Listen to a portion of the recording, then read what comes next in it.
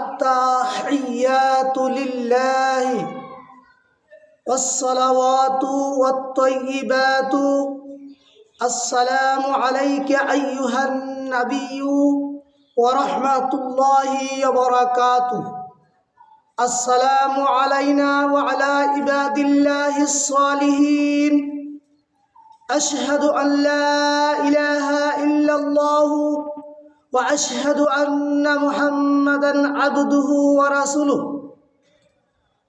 যাবতীয় সম্মান যাবতীয় উপাসনা ও যাবতীয় পবিত্র বিষয় আল্লাহর জন্য।